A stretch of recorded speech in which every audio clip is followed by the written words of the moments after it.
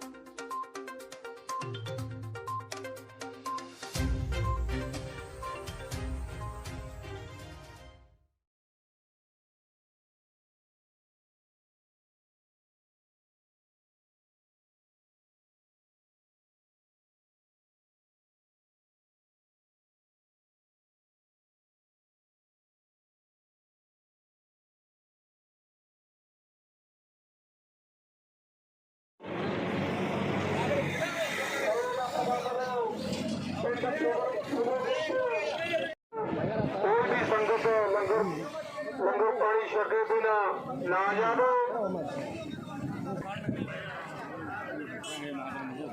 अपनी माता जी 10 रुपये गुप्तदान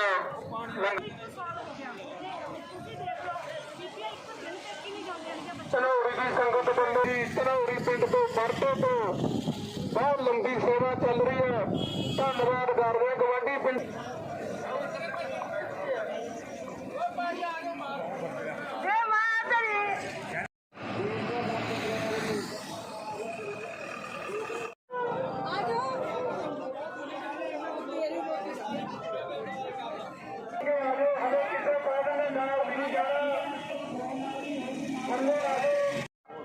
माता भैन अपने रोड के उत्ते खड़ियां ने नौजवान बुजुर्ग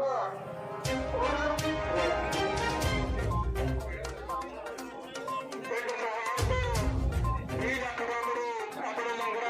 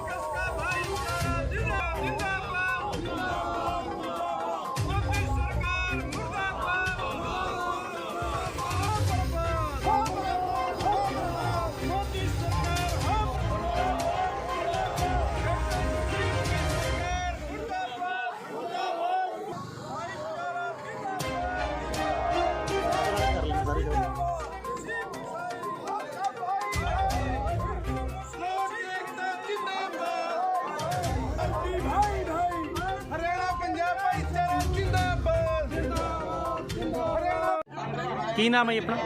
ਜੀ ਸੁਖਵਿੰਦਰ ਕੌਰ। ਅੱਜ ਕਿਸ ਤਰ੍ਹਾਂ ਦਾ ਜਿਹੜਾ ਵੱਡਾ ਕਾਫਲਾ ਅੱਜ ਖਰੌਰੀ ਲੈ ਕੇ ਜਾ ਰਹੇ ਹੋਗੇ? ਵੱਡੀ ਗਿਣਤੀ 'ਚ ਮਹਿਲਾਵਾਂ ਜਾ ਰਹੀਆਂ ਨੇਗੀਆਂ, ਕੀ ਪ੍ਰੋਗਰਾਮ ਹੈ ਸਾਰਾ?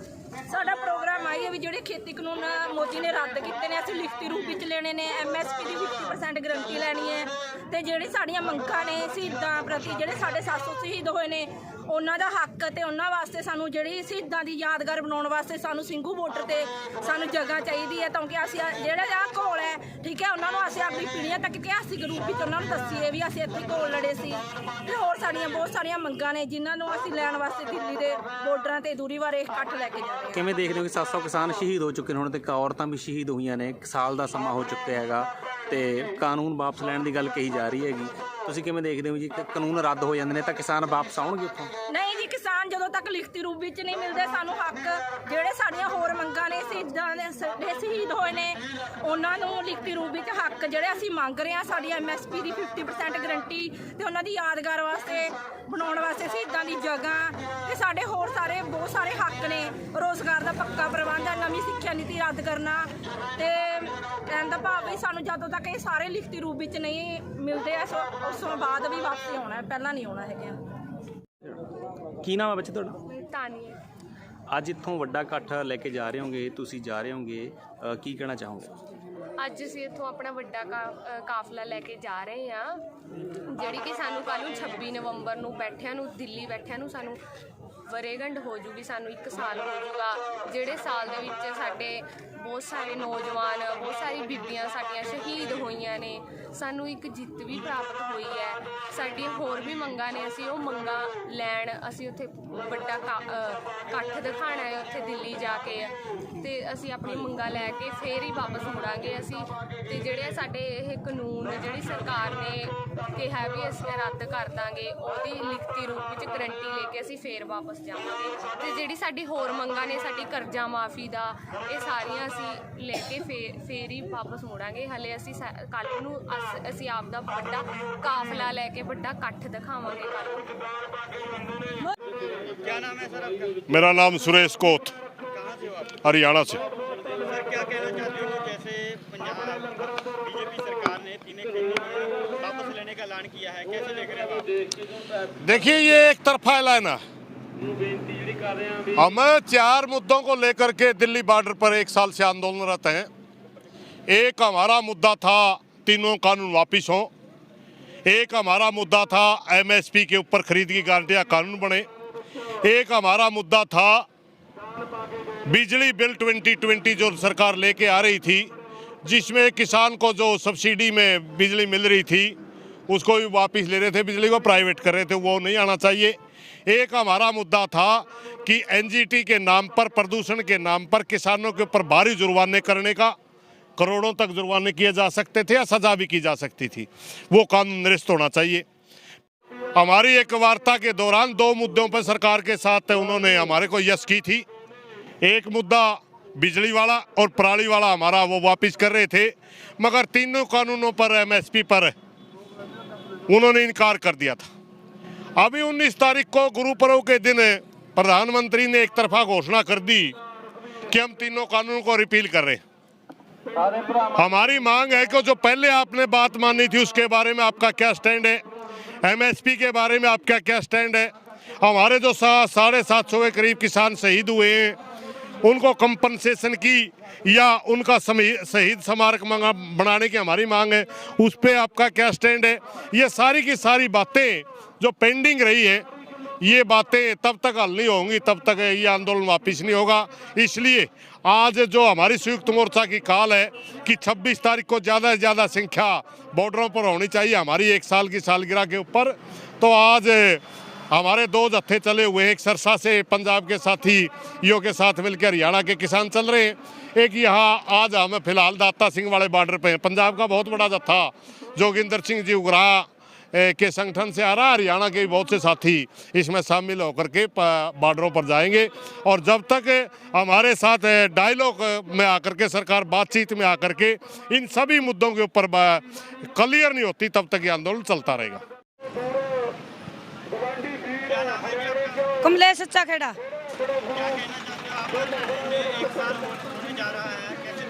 मैं यह कहना चाहवा जी हमारा काम को नहीं बना दिए तो इतने 3 कानून तो मोदी ने लाए थे ले लिए। MSP की गारंटी जो किसान मोर्चा कहेगा नहीं माँ मैं वो करांगे, माँ मैं भी सारे दिल्ली पहुंचांगे। इतने सारे काम हमारे नहीं बनते, इतने माँ मानते को नहीं। ईब जोगिंदर उगरावगा मैं उसके स्वागत के मैं जगतार सिंह काला झाड़ सूबा प्रचार ਸਕੱਤਰ ਭਾਰਤੀ ਕਿਸਾਨ ਯੂਨੀਅਨ ਏਕਤਾ ਗੁਰਾਂ ਹਾਂ। ਸਰ ਕੀ ਕਹਿਣਾ ਚਾਹੁੰਦੇ ਹੋ, ਜਿਵੇਂ 1 ਸਾਲ ਪੂਰਾ ਹੋ ਗਿਆ ਕਿਸਾਨਾਂ ਦਾ ਉੱਥੇ ਬੈਠਿਆਂ ਨੂੰ, ਖੇਤੀ ਕਾਨੂੰਨ ਵੀ ਰੱਦ ਕਰ ਦਿੱਤੇ ਗਏ ਨੇ, ਕਿਵੇਂ ਦੇਖਦੇ ਹੋ?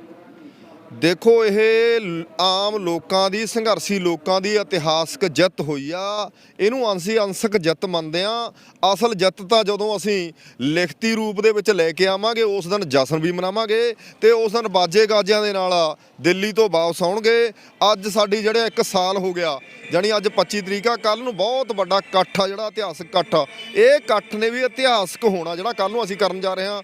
ਕਿਉਂਕਿ ਪਿੱਛੋਂ ਬਹੁਤ ਵੱਡੀ ਗਿਣਤੀ 'ਚ ਟਰੱਕਾਂ ਦੇ ਵਿੱਚ, ਬੱਸਾਂ ਦੇ ਵਿੱਚ 2-2 3-3 ਟਰਾਲੀਆਂ ਜੋੜੀਆਂ ਹੋਈਆਂ ਨੇ ਕਿਸਾਨਾਂ ਨੇ। ਵੱਡੀ ਗਿਣਤੀ 'ਚ ਔਰਤਾਂ ਤੇ ਨੌਜਵਾਨ ਬਹੁਤ ਵੱਡੀ ਗਿਣਤੀ ਦੇ ਵਿੱਚ ਉਹ ਆ ਰਹੇ ਨੇ ਇੱਥੋਂ ਖਨੌਰੀ ਬਾਰਡਰ ਤੋਂ ਤੇ ਉਧਰੋਂ ਡੱਬ ਵਾਲੀ ਬਾਰਡਰ ਤੋਂ। ਉਸੇ ਤਰ੍ਹਾਂ ਸਾਡੇ ਕਾਫਲੇ ਅੱਜ ਫੇਰ ਦਿੱਲੀ ਨੂੰ ਜਿਹੜੇ ਜਾ ਰਹੇ ਨੇ। ਇਹ ਲੋਕਾਂ ਦੀ ਇਤਿਹਾਸਕ ਜਿੱਤ ਆ। ਇਸ ਕਰਕੇ ਆਉਣ ਵਾਲੇ ਦਿਨਾਂ 'ਚ ਇਹ ਮੋਰਚੇ ਨੇ ਹੋਰ ਵਧਣਾ, ਹੋਰ ਮਜ਼ਬੂਤ ਹੋਣਾ। ਤੁਸੀਂ ਕਿਵੇਂ ਦੇਖਦੇ ਹੋ 2022 ਦੀਆਂ ਚੋਣਾਂ ਨੂੰ ਲੈ ਕੇ ਹੀ ਕਿਉਂ ਇਹਨੂੰ ਕੀਤਾ ਗਿਆ, ਰੱਦ ਕੀਤਾ ਗਿਆ, ਪਹਿਲਾਂ ਕਿਉਂ ਨਹੀਂ ਕੀਤਾ ਕਿ ਕਿਸਾਨ ਕਿਸਾਨ ਦੀ ਕਿਉਂਕਿ ਜਦੋਂ ਸਰਕਾਰ ਸਿਆਸੀ ਤੌਰ ਤੇ ਮਰਦੀ ਆ, ਜਦੋਂ ਉਹਨੂੰ ਪਤਾ ਵੀ ਅਸੀਂ ਯੂਪੀ 'ਚੋਂ ਗਏ, ਅਸੀਂ ਹਰਿਆਣੇ 'ਚੋਂ ਗਏ, ਅਸੀਂ ਦੂਜੇ ਸੂਬਿਆਂ 'ਚੋਂ ਗਏ, ਉਦੋਂ ਹੀ ਸਰਕਾਰ ਗਿਰਦੀ ਹੁੰਦੀ ਆ। ਜਦੋਂ ਪੂਰੇ ਹਿੰਦੁਸਤਾਨ ਦੇ ਵਿੱਚ, ਜਾਣੀ ਆਲ ਵਰਲਡ ਦੇ ਵਿੱਚ, ਕੁੱਲ ਦੁਨੀਆ ਦੇ ਵਿੱਚ ਮੋਦੀ ਦਾ ਵਿਰੋਧ ਆ ਜਿਹੜਾ ਹੋਇਆ, ਇਹ ਅਤੇ ਆਮ ਲੋਕਾਂ ਦੀ ਜਿੱਤ ਹੋਈ ਆ। ਇਹ ਸੰਘਰਸ਼ ਸਾਡਾ ਮੋਰਚਾ ਅਜੇ ਚੱਲੂਗਾ, ਓਨੀ ਦੇਰ ਤੱਕ ਚੱਲੂਗਾ ਜਦੋਂ ਤੱਕ ਲਿਖਤੀ ਰੂਪ ਦੇ ਵਿੱਚ ਸਾਨੂੰ ਨਹੀਂ ਦਿੰਦੇ। ਤੇ ਜਿਹੜਾ ਉਹ ਲਖਮੀਰਪੁਰ ਖੀਰੀ ਦੇ ਵਿੱਚ ਘਟਨਾ, ਉਹਦਾ ਜਿਹੜਾ ਮੰਤਰੀ ਆ ਜੇ ਮਿਸਟਰਾਂ ਨੂੰ ਬਰਖਾਸਤ ਨਹੀਂ ਕਰਦੇ ਤੇ MSP ਤੇ ਸਾਡੇ ਨਾਲ ਕੋਈ ਠੋਸ ਗੱਲਬਾਤ ਨਹੀਂ ਕਰਦੇ, ਇਹ ਮੋਰਚਾ ਅਜੇ ਚੱਲੂਗਾ।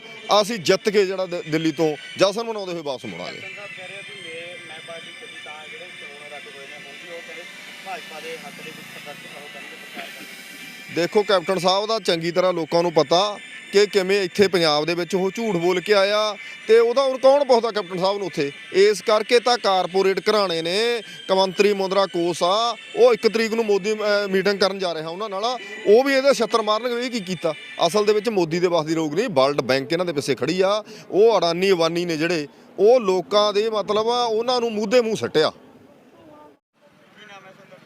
ਮੈਂ ਬਲਾਕ ਆਗੂ ਰਿੰਕੂ ਮੁਣਕਾ ਤੇ ਅੱਜ ਅਸੀਂ ਜਿਹੜਾ ਸਾਡੀ ਇਹ ਸੰਘਰਸ਼ ਅਸੀਂ ਚੱਲਿਆ ਸੀ ਉਸ ਨੂੰ ਅੱਜ ਪੂਰਾ 1 ਸਾਲ ਹੋ ਗਿਆ। ਉਹਦੀ ਸਾਲਗਿਰਹ ਮਨਾਉਣ ਲਈ ਵੱਡੇ ਇਕੱਠ ਦੇ ਰੂਪ ਦੇ ਵਿੱਚ ਅੱਜ ਦਿੱਲੀ ਦੀਆਂ ਬਰੂਹਾਂ ਤੇ ਜਾ ਰਹੇ ਹਾਂ।